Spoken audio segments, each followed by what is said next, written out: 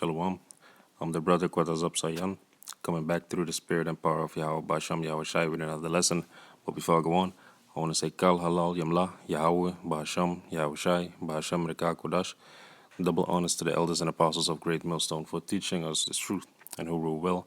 Peace and salutations unto the Hakim that is spread around the four corners of the earth, spreading this word in sincerity and in truth. Shalom to the elect of Israel.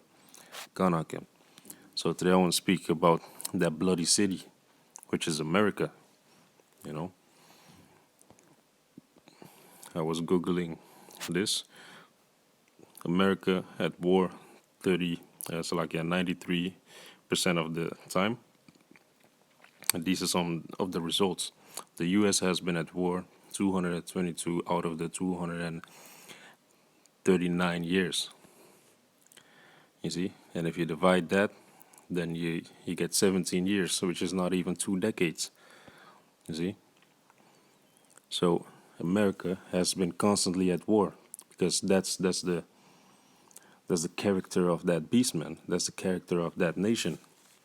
Yeah, nation. It's not even a nation. That country of Babylon. So this is warhistoryonline.com, which says, believe it or not, since its birth, the USA has had 17 years of peace. Since the birth of the USA on July 4th, 1776, with the Declaration of Independence, the country has been at war for 93% of its existence. It all started with the American War of Independence from 1775 to 1783. So you could read through all this, but yeah, basically the point is that America hasn't been warless for 2 decades, not even, you know. So without further ado, let me jump into the scriptures. Let me go to Nahum 3, verse 1.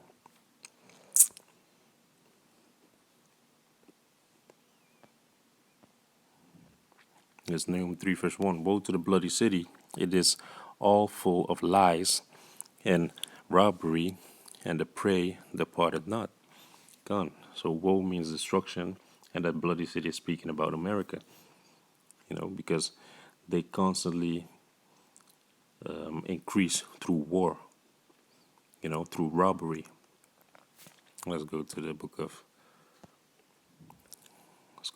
of Zechariah 5 real quick.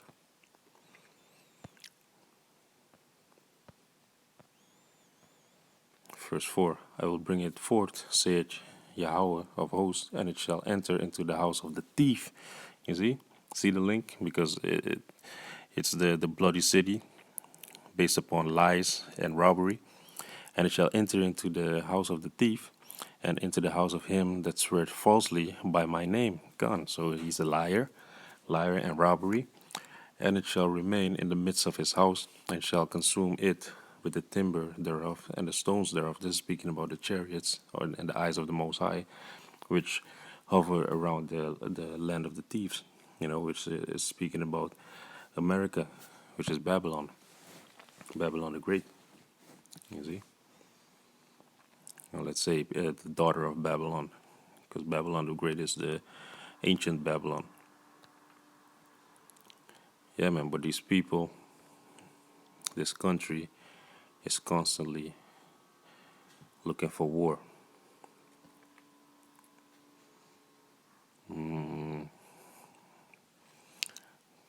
God, this just popped into my mind. Genesis 27.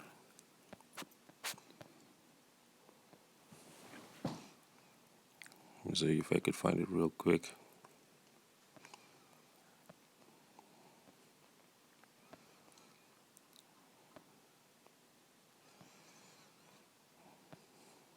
Bear with me for a second.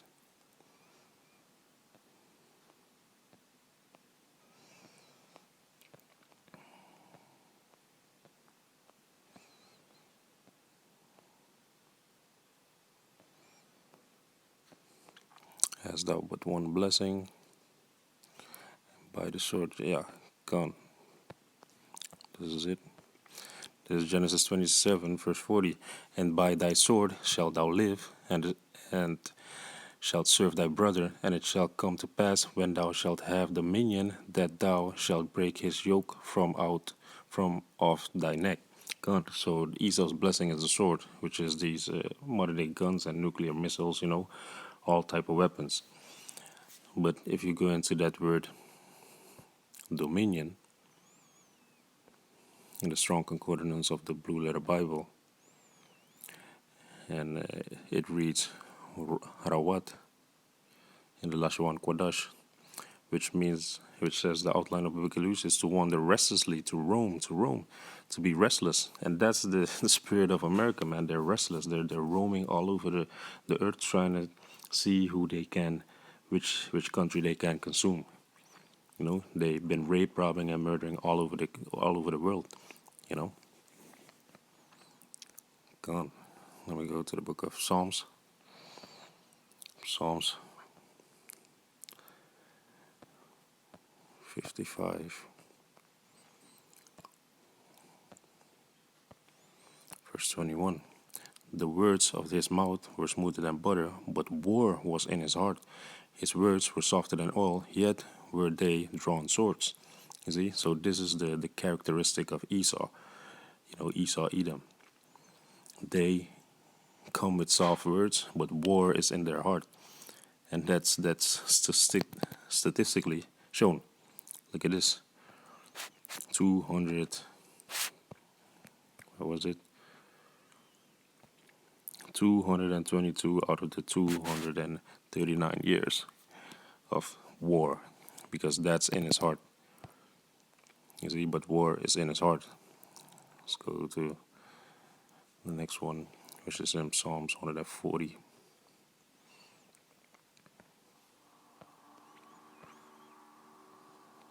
Verse 1 and 2. To the chief musician, Psalm of David, deliver me, O Yahweh, from the evil man. Preserve me from the violent man, which is Esau. In this case, he's the wicked and violent man.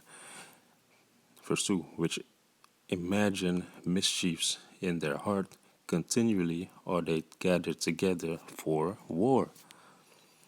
See? They love this war, this conquering, this taking what is not theirs, increasing their boundaries, But it's gonna all come to an end, because these nations are getting tired of Esau raping and robbing and murdering their people. This is Habakkuk 2 and 6. Shall not all these take up a parable against him, and a taunting proverb against him? Gone. A parable means an opinion, and this is the opinion. This is what they're talking about. All these other nations. Woe to him that increaseth what is not his. Woe means destruction to him, and him is speaking about Esau.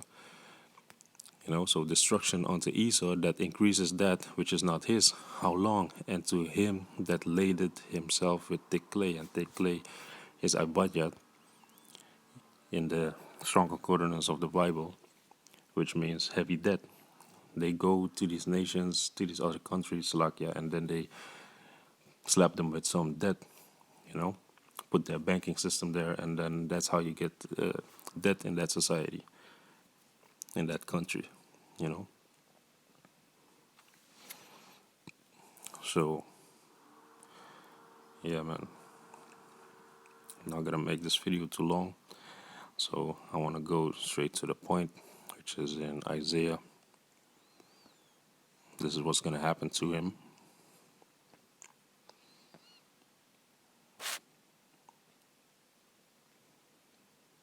No, let me get the one from 61.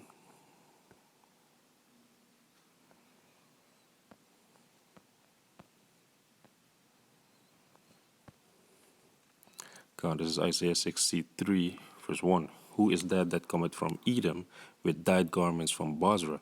God. And if you go into that word Basra, it means sheepfold. And who are the sheep?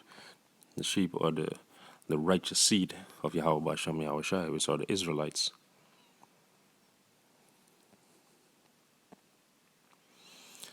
And Basra also means fortress. You see, sheepfold. Who are the sheep? Yahweh is gonna divide the sheep from the goats, and the sheep are the Israelites. Fortress meaning, yeah, this Basra was fortified. It was heavy militarized, and that's what Esau also did with America. America is the military, is the police of this world. You know, let me get that point. That Yahweh Shai is going to separate the sheep from the goats, which is in Isaiah 30, 34, verse 6. The sword of Yahweh is filled with blood, it is made fat with fatness, and with the blood of lambs and goats, with the fat of the kidneys of rams. For the Lord had a sacrifice in Basra, and a great slaughter in the land of Idumea, which Idumea is a Greek way of saying Edom, you know. And we just went to that word Basra, which is the capital of Edom. That was back then, but now the capital is gonna be America. America is gonna get this destruction. It's gonna get the sword of Yahweh Basham Yahushai filled with blood. You know, Salakia. But it didn't say sheepfold, but lambs, and with the blood of lambs and goats. You see.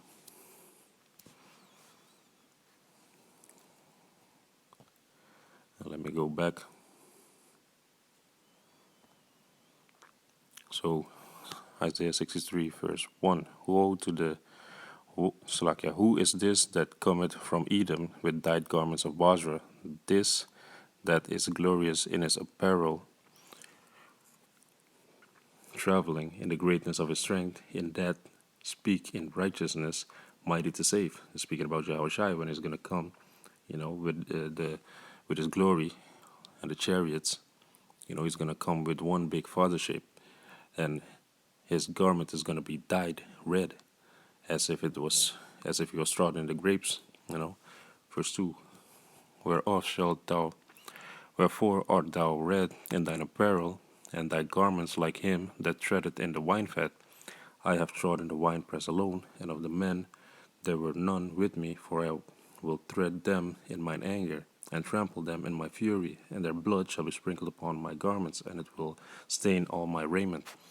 You see, so Yahushua is gonna come with the sword. He's not gonna come like these Christians say with the rapture, and people are gonna be all transformed and lovey-dovey, floating into heaven, and that the kingdom is gonna be somewhere in the clouds. No, man, he's gonna come to bring a sore slaughter. Verse 4: For the day of vengeance is in mine heart, Salakia, and the year of my redeemed is come. And I looked, and there was none to help, and I wondered that there was none to uphold. Therefore my own arm brought salvation unto me, and my fury it upheld me. And I will tread down the people in mine anger, and make them drunk in my fury, and I will bring down their strength to the earth. Gone. So he's gonna make them travail like women. He's gonna make their knees weak. They're gonna fall upon the earth. Their loins are gonna. Everybody's gonna hold their loins. All the men, all the strong men. Gone. So that's what's gonna happen to that bloody city. That bloody city is gonna be filled with blood from the sword of Yahweh Shai. So I hope this video was edifying, and I want to say Kal Halal Yamla Yahweh Ba'asham Yahweh Shai Ba'asham Rekakudash Shalom Akim.